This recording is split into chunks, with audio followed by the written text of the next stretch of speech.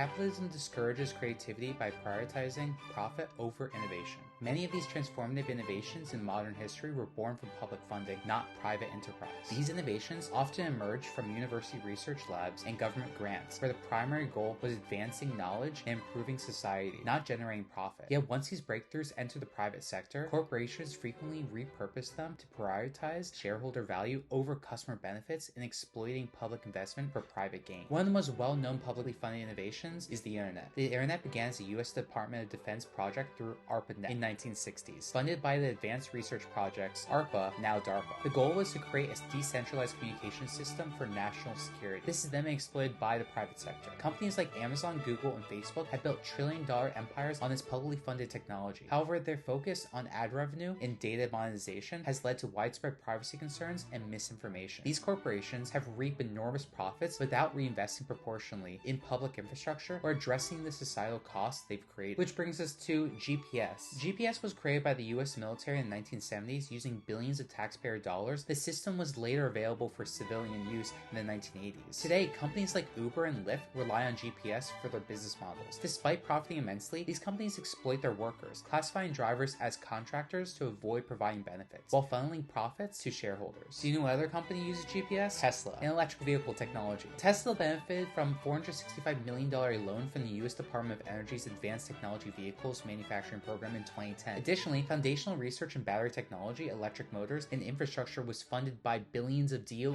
government grants that laid the groundwork for Tesla. While Tesla is often credited with popularizing electric vehicles, its focus on luxury markets rather than affordable, accessible EVs highlights how capitalism redirects innovations to serve affluent customers, prioritize, and maximize profits. And of course, we can talk about Tesla without mentioning SpaceX and Blue Origin, or space exploration. NASA's publicly funded trillions of dollars and millions of hours of manpower in research that laid the groundwork for much of the modern rocketry, including reusable rockets. Additionally, SpaceX and Blue Origin both benefited from lucrative government contracts to benefit their technologies. To give perspective, programs like the Apollo required over 400,000 personal years of work. Creating technologies that SpaceX uses today, Musk and Bezos position themselves as pioneers, yet their companies rely heavily on public funding and infrastructure, rather than focusing on societal needs, such as advancing climate science and improving satellite technology for public benefit. These ventures often prioritize prestige projects like space tourism. And of course, satellites and the internet leads us to search engines and AI, so Google and Alphabet. Larry Page and Sergey Brin's early research on Google's PageRank algorithm was funded by National Science Foundation, NSF, while they were graduate students at Stanford. Google's transformation into a data collection advertising giant demonstrates how capitalism shifts the focus from innovation for the public good to profit-driven surveillance capitalism. And last but not least, vaccines and biotechnology. The development of mRNA technology used in COVID-19 vaccines was the result of decades of publicly funded research by the NIH and other institutions. Pharmaceutical companies like Pfizer and Moderna leveraged its research to create vaccines, earning billions while pricing them out of reach for many low-income countries. Instead of reinvesting profits into further research or equitable distribution, these companies prioritize shareholder dividends. Corporations consistently market these publicly funded innovations as private triumphs while focusing on adding value to shareholders instead of addressing customer needs or societal challenges. Companies like Facebook and Google profit from algorithms designed to maximize engagement, often at the expense of mental health and public discourse. These systems were built on and by public innovations, but serve private profits. Technologies like electric vehicles and internet services remain inaccessible to many people because companies prioritize high-margin products over affordability and accessibility. And many of these corporations use loopholes to avoid paying taxes, despite benefiting from public infrastructure and research. For instance, Amazon paid a federal income tax of just 6.1% on $35.1 billion in profit in 2021. This exploitation of public innovation has tangible consequences. Corporate monopolization, as seen in industries like retail, Amazon, media, such as Google, has contributed to layoffs and collapse of smaller competitors. The U.S. retail sector alone lost 140,000 jobs between 2016 and 2020 due to Amazon's dominance. And of course, this power grab leads to economic inequality. Wealth continues to concentrate among a small group of tech billionaires, while millions struggle to stagnant wages and job insecurity. In 2021, the top 1% controlled 34% of the U.S. wealth, a sharp increase from 27% in 2001. And of course, all of this just leads to a loss in innovation. The focus on shareholder returns discourages investment in long-term research by these corporations. A study by Harvard Business Review found that U.S. corporations reduced R&D spending by 8% after stock buybacks surged in the 2010s. We need real change, and to do that, we need to reclaim creativity and innovation. But first, we must realign incentives. First, increase public funding, expand grants for university research and early-stage innovations so we can foster breakthroughs that serve the public good. Next, tax corporate gains. Implementing stronger taxes on corporations profiting from publicly funded technologies ensures reinvestment into society. And 3, enforce antitrust laws. Breaking up monopolies creates space for smaller innovations and diversifying the market. Remember, capitalism only works if it's a fair playing ground. By recognizing the roots of these innovations in public funding, we can challenge the myth of private ingenuity and demand a system that prioritizes creativity, fairness,